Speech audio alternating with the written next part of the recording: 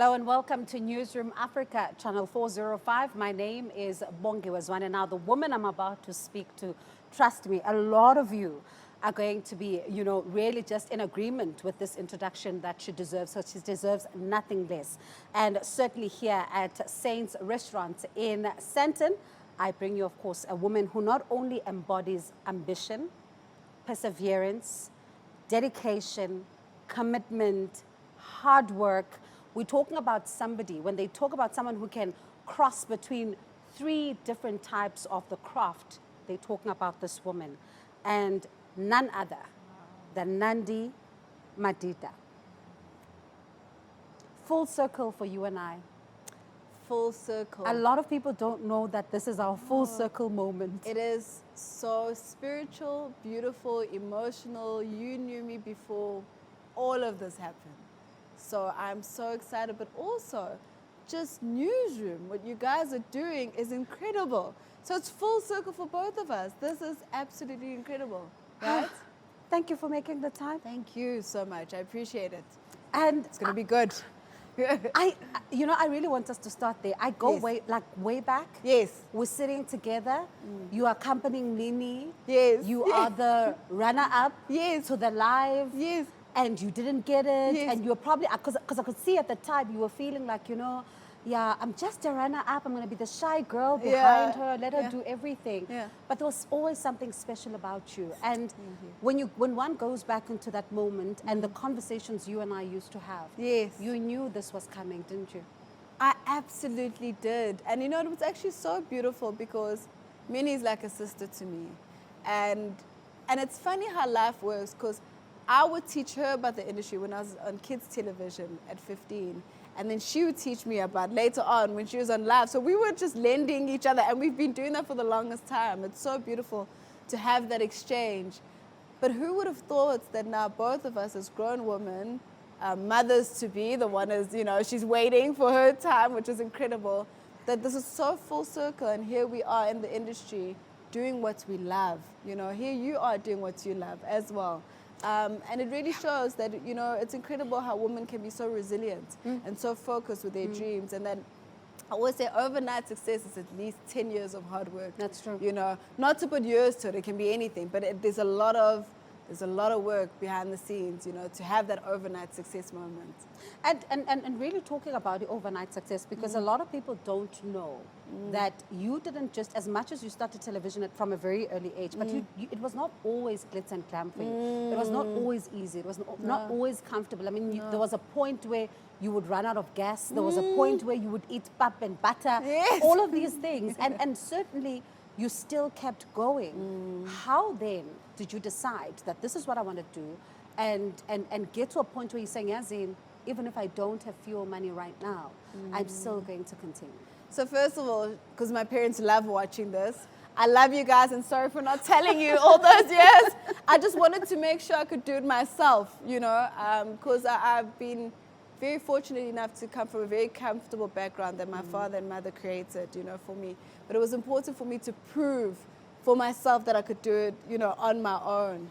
But I think the most important thing that I took out of that is the fact that you need to trust in your journey, but more importantly in your talent. And what you find, I remember those darkest days, so I'm making it sound very easy, is that you'll find, temptations around that make you feel like it's easier to do it this way, very negative, dark temptations. And it's at that moment that you need to have that self-love and confidence to know that, yes, indeed, if this is what I'm meant to do, there'll be a way. Because everything that has happened, I was so stubborn in being myself, not knowing what the future would hold. I want to be that girl who loves embracing her natural hair, loves being African, loves celebrating who she is.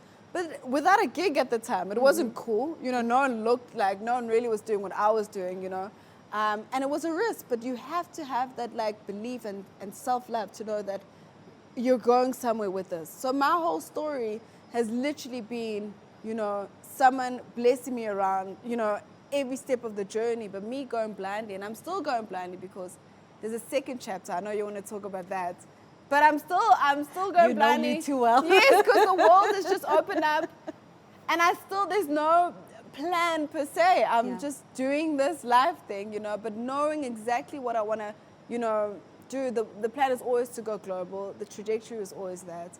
But how? Because I know how you've never seen yourself as a South African, you know, artist, actress, whatever. You've never seen yourself as South African. I've always, you know, every conversation we'd have, you talk about the diaspora, you talk about Absolutely. Pan-African, you talk about Yes. global. And I think for me, it's only fitting that this moment comes, and even when you don't have a plan, but honestly speaking, you've always known that at some point it's going to come. And I think you have an idea of how it needs to go. Oh, yeah. Oh, absolutely. You know, I remember my brother used to also say this where, you know, I have that smile that disarms people.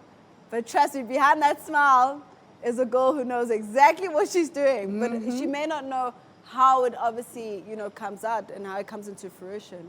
But the plan is always to be global. The plan was always to put my continent, you know, in the spotlight, in the right way also, where we're not being appropriated, exploited in any way, you know. That's important because the whole world has been inspired by us, and we need to just change the narrative that, yes, we are the cradle of humankind. You need to look to us. This is where it all started. This is where it all ends, you know. So that was always the plan, and to see it now coming out has been incredible. This whole year has been surreal, also because we're in the middle of a pandemic. That's the thing. I was about to say that, you know, a lot of people are talking about 2020 being the worst year for me. Yeah. But when how? Which- it's like one thing What- after another. And I'm absolutely. thinking, It's crazy, and that's what makes it also so surreal. So I keep saying, like I was telling my husband, I feel like someone's gonna wake me up and say, "Wait, yazi uNandi uyapapa." Khululeka uvuke, this is Vuka. Yeah. It's not, when you thought you were working with Beyonce, oh, uyahlanya. And you thought you got that, you know, like all these things that have happened, it just feels, it's like an out-of-body experience, and I'm forever grateful because it's been a tough year for everyone.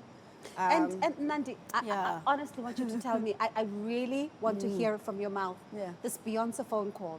Ngicela ungitshele, how did it all happen? Where were you? Did you even believe at the time that these are Beyonce's people that are calling you? So the way it happened, I love the story.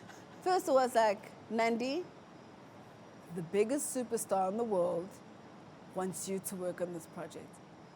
And I'm like, I don't know, because biggest superstar is relevant, like relative rather, sorry, to everyone. So I'm like, really? Like, and they're like, I promise you, you want to be a part of this.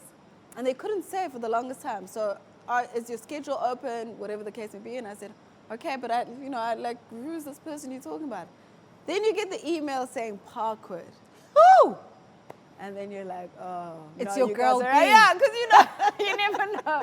You never know. Biggest superstar, like I said, is relative to each person. And then it was like, okay. And you know, the one thing I remember that one of the directors was saying that she was so adamant on having me on this, like being a part of this film, which is just the craziest. Please pause. Let us move. I want you to And say you that have to, again. yes. Beyonce Yeah. knows Carter Yeah. wants Nandi Madida. Can you imagine? Really? Can you imagine? In the middle, well, again, at that time there wasn't a pandemic. How big but does it get? it's very so surreal. Wow. Like, incredible. And also, I think what's important for everyone to know who's watching this, because you have a lot of people watching, is that she's also just the most incredibly humble, beautiful human being. And that's what I took from the whole experience, you know. She kept saying, like, in my case, personally, how beautiful I am, great performance, I smell great, and it's like, oh, I'm never changing that fragrance. Thank you so much, you know, but like, and you see it because if you're on set for so many hours, that's when you truly see someone's character. And I think the philosophy there is that if someone like herself who's, you know, of her caliber, can still be so human, you know, this huge superstar and icon and legend, can be so human and so beautiful and just so humble, you know, and so hardworking, you know. We can all do it, and maybe that's why she's where she is, you know. I know that this is going to make you get a little shy, but what you've just described, for me, describes you. Oh, wow. Because I don't think you'll realize what a big deal you are. Because, you know, even from the time when I met you, you didn't see the big deal that we were all seeing in you, especially in that room. And even now, you know, I'm listening to you describe Beyonce, describe what she's doing and how humble she is and how unassuming she is, and especially what she has done. And I'm seeing you, honestly, because you have done, you know, from the road, you've gone to sing, you've gone to do everything, and yet I don't think you get it. No, and it's become very, again, so surreal. I mean, you know what really got me? During August, where the co-founder and CEO of Twitter, Jack, was like, Nandi, I appreciate your work. And I just thought, first of all, him following me was the like, Oh this my is goodness. crazy. You know, why? Why are you following me? Then I thought I was hacked. That was the first time I was like, oh no, yo, these hackers, they're at it again.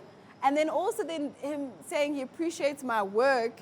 So that was crazy, you know, just to realize the impact you've had, you know, without knowing. And that's what makes the journey great, because I don't want to over PR the story, you know. I want it to speak for itself, because it's great. I mean, you see people like Master KG, what his song has done. Isn't it a beautiful story? It really is. Where God, sometimes I feel like God like messes up with us. He likes messing up with us. I mean, it's even with Newsroom. You guys are only a year old. He's like, yes, in.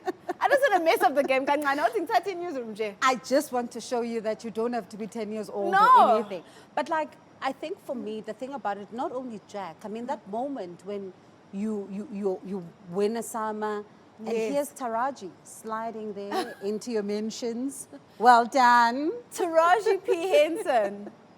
Girl, I watched you on Black is King. You know, congratulations. And we have such a beautiful relationship.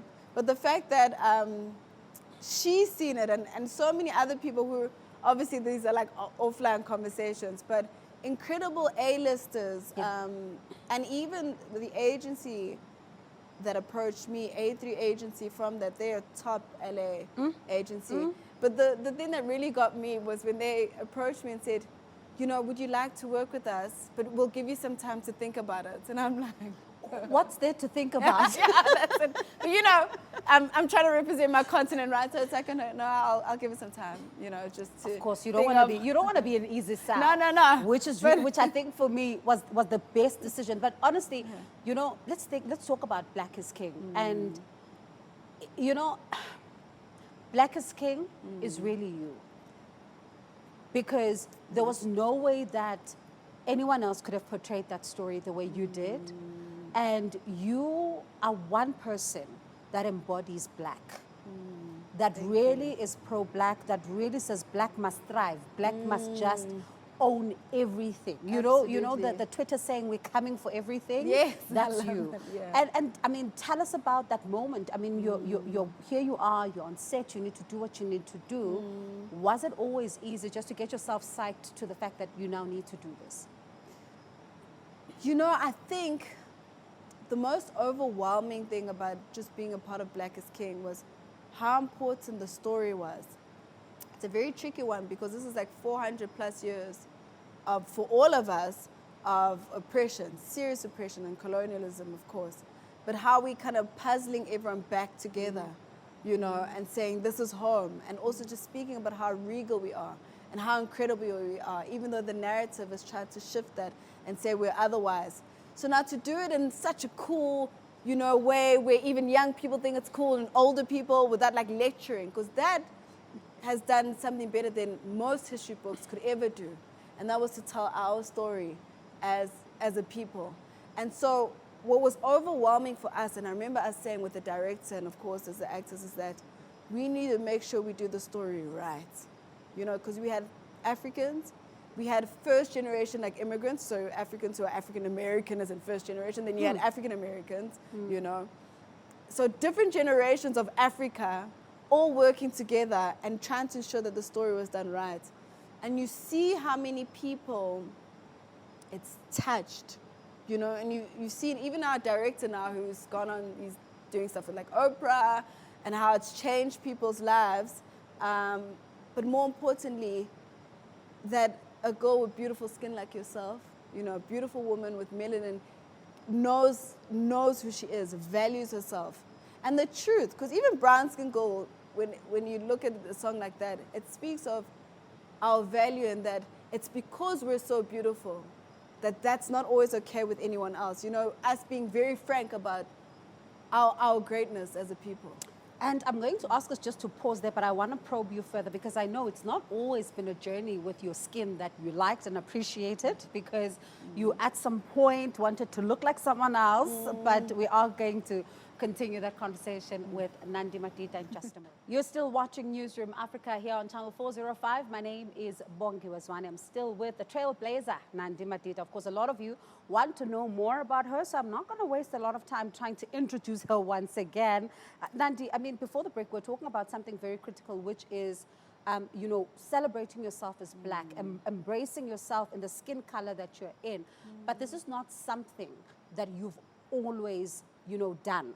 Because there was a certain point in your life where you thought black is not beautiful, where you thought you want to look like certain other kids in your school who did not necessarily share the same skin color as you. True. When did it change? Because now we're seeing a very bold Nandi going organic. Absolutely. That's a great question, and one that I haven't really been asked. You know, being in a multiracial school, predominantly Caucasian, and during my time, and even now, sadly, you know, a lot of the time, you were just meant to feel terrible about how you look and your aesthetics. So you'll try anything you can to fit in, until some point, I got to a point where I felt so uncomfortable. It was so much work to pretend to be something I'm not. Now I have to straighten my hair, now I have to look a certain way, now I've got to, whatever, I've got to hide my bum because it's, you know, all of these things, and oh, my lips are too big, what can I do to? And I just thought, this can't be life, you know?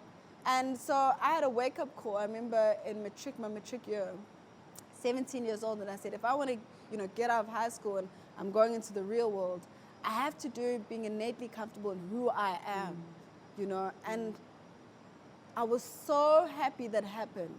Because the other thing is, while reading all the Steve Biko books, you know, high school, and I took history, so I was like, I'm a revolutionary. I will be, you know, I was just on that point. So you were on the multiplying tip. Yeah, absolutely, and everything made sense.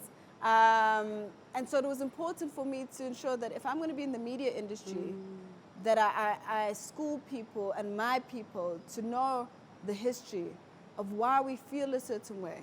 Now, this is not to say without judgment, people can wear the hair they want, or whatever the case may be, but the most important thing is, as long as we're all comfortable with who we are, you know, there's systemic racism that made us intentionally feel that we are less on our own soil, and if we are aware of that, then we can make educated decisions, and that was what was paramount, you know, to know that whenever you do whatever hairstyle, as long as you love you, you know, some people do whatever because of convenience, you can say, and that's great, you know, where you still have maybe your natural hair, but you just do it for convenience. Maybe you like this hairstyle. I mean, Egyptians used to wear wigs, and that was us as Africans, you know. If that's the tone, that's great. But if the tone is because I don't like who I see in the mirror, we need to shift that, especially for the next generation. And that's where it came about. Because anything we did, and I mean, there's a very few of us who were black people in those schools, you were just constantly criticized for who you are. And it's funny now, that's why I wrote organic, because I'm saying it's funny now to see in mainstream media that having a big, you know, bum is a big deal, and having this curvaceous body and having big lips is a big deal, and people are buying that and spending so much money for what you have naturally, you know, me and you. And had we known, we would have just known that you wouldn't have bothered trying to fix it. No. As you were calling it, you're fixing it. And meanwhile, you shouldn't be. Absolutely, because the real issue here is, you know, people who struggle with their esteem and are somewhat provoked or triggered by our beauty and our glory. Because you can either appreciate it or feel otherwise. And that's with anything. And it's becoming clearer and clearer is that we have been blessed abundantly as a continent in many ways. Aesthetics, resources, you know, intelligence. I mean, people are still trying to figure out how to make pyramids, and that's why the pyramid thing is such a big deal. It's like, no, they weren't Africans. How were they not? Thank God you can see in those pyramids that they were black people, African people, in Africa, of course, you know, who were doing such. Because, no, we never want to see Africans as smart. I mean, you even see in Zimbabwe, they have their own versions of pyramids. So clearly this is something happening all around Africa and how great we are. So the story's shifting slowly but surely, but it's so important. And I realized the agenda, I think for me, and maybe that's why I came out earlier, because I was surrounded, mostly by another group of people that, oh, this is a game to make me feel less of a person, to make me feel less by just being. So one can conquer my continent. And that it's important that my role and my legacy is to make people feel otherwise. Like my Miriam Magebas used to say, like Brahug. I remember we had Christmas with the late Brahug. Said, my girl, whatever you do, don't you change that hair. Because you could never take a picture No. with him in a weave. No. It wouldn't happen. Nope. And he would explain the whole history as to why. And I hope I make him proud, wherever he is. You definitely are. You definitely make him proud. They fought. And I think for me, that's the thing, is that you have to be so comfortable in your own skin that nobody can take that away from you. And I want us to talk about organic. That idea, when did it come about, and what was going through your mind at that time? Well, again, mainstream media seeing how we once again were being appropriated, where the Sada Batman story is a story that a lot of South Africans do know, not so much the rest of the world. And it was one where this beautiful lady was just exploited, and abused in many ways, simply because of the body she had and how she looked. Yeah. And that body, obviously, we have that, that is our legacy, and we still have that kind of body shape. And so you see it being celebrated in other people other than us, and it being bought. And here I'm saying that for so long we've been made to feel bad for how we look, but you guys are celebrating yourselves for achieving that look. When do we get to celebrate ourselves? And I say, well, clearly because this is a game, let's just learn to celebrate ourselves without needing any other approval from anywhere else. And that's where organic came from. We are saying, you are organic, you are magic, we are organic, we are magic. And that's okay. Whether the world wants to go that narrative or not, it's okay. We're truly magic. And now you're seeing our current Miss South Africa. How beautiful is she with the curves and the bold hair? I mean, and then she's so smart. And someone tweeted something as, when you mentioned that, they said, do you realize she's got the curves? She's gorgeous. Do you realize what a game changer this is? The skin, the curves, the intellect, the hair, or no hair, the bald hair, just everything. Yeah. And it's like, I just said our ancestors are truly smiling. That our ancestors are saying, wow, this is what we fought for. Aboma Miriam and so many others. This was that moment. And even now I get shivers because, wow, every single person has played a part. There have been many before me. There will be many after me. We all played a part so that our kids, and our kids' kids can be who they are boldly, and it's so beautiful to see such. And at least we're fortunate enough to see it while we're still alive and on this earth.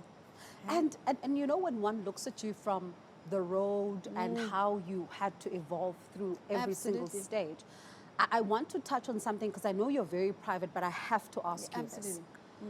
When you look at where you've come from and how you've just been taking on each job, and I must add, you're very deliberate with the jobs that you take. You don't just take anything.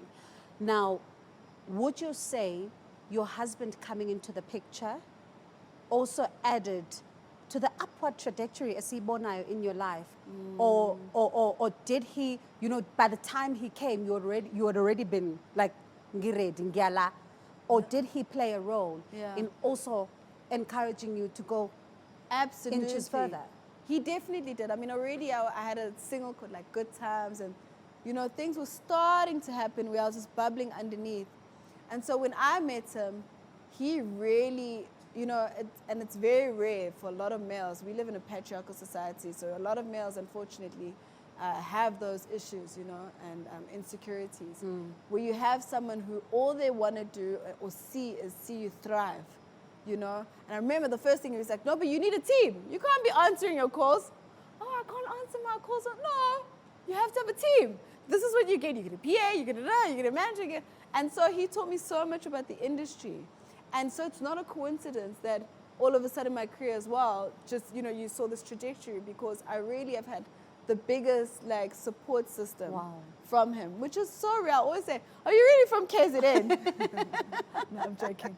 They must tell us what's in that water. No, actually, can I tell you actually? And I don't want that stereotype, because my grandfather actually taught my grandmother how to drive, and Imagine that she got a beautiful teaching story. qualification because, and this is a very Zulu man, and I think it's important for any males watching how beautiful it is when you support your female. We're in the middle of a pandemic, for example. There are a lot of people in a very serious, and I mean this seriously, who've lost their jobs. Yeah. Do you know how much of an edge it is as a family when both of you guys have an income, if you are blessed to? So do you know how powerful it can be if both your partner and yourself you can have two incomes coming in? Do you get what I'm saying? So even just from being smart and building your family, that's why we haven't been that affected in many ways, because yeah, if someone else is having a rainy day, well, you know, then husband comes in. If husband's having a rainy day, well, then I come in. And so you really feel like a team. And then, of course, the most important thing, because let's not only make it financial, isn't it beautiful when you feel fulfilled? When you see your partner feeling that they can do everything they wanted to, and they be happy, and the kids be happy because they're happy, you know. And you've seen that. I think the pandemic showed that as well. I'm sure people have been leaning on people they never thought they'd need to, because it's been so unpredictable. That's true. People have been hit not knowing they would be. Yeah. But also, you know, Nandi, one of the saddest times about this pandemic is not only the deaths, you know, linked to COVID-19, but it's also been femicide. That, you know, gender-based violence has really been one of the darkest times. Can I tell you something about that? You know, my biggest issue is, even in this industry, we celebrate so many males in this industry, you know, unapologetically, who